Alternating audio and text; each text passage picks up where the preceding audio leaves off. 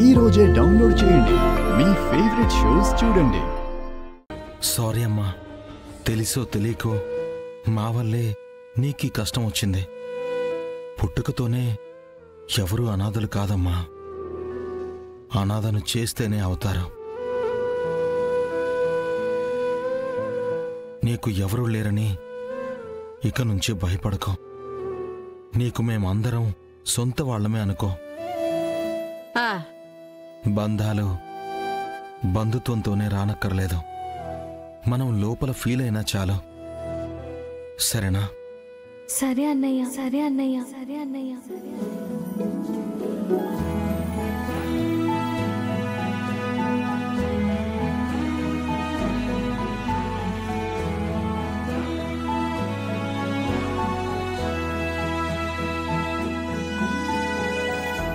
అన్నయ్య ఎవరే నీకు అన్నయ్య? నాలుగు ముక్కలు మాట్లాడగానే వరుసలు కలుపుతున్నావు. సొంత వాళ్ళు అని అనుకోమన్నారు కదా అని సొంత చెల్లెలా ఫీల్ అవ్వ.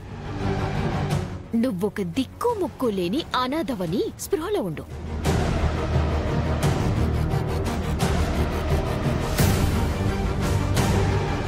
నిషి, పిలిచింది నన్ను, నువ్వెందుకు రెచ్చిపోతున్నావు?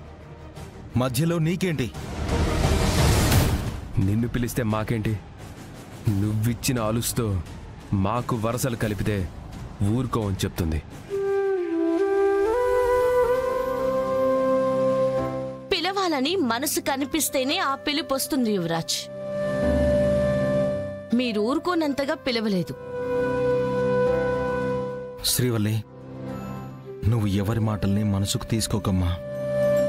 మన చేతికున్న 5 వేళ్లే ఒకలా ఉండవు కదా. ఈ మాటలేం పట్టించుకోకు. నన్ను అన్నయ్య అనే పిలు.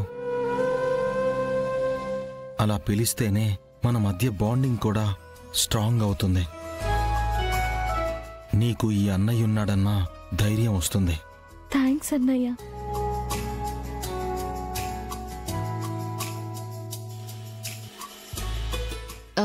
శ్రీవల్లి, ఇలా అడుగుతున్నానని తప్పుగా అనుకోకు.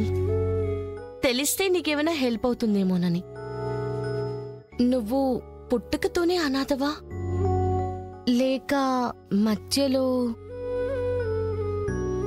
తెలీదండి, నేను పుట్టగానే మా అమ్మ వదిలేసిందంట.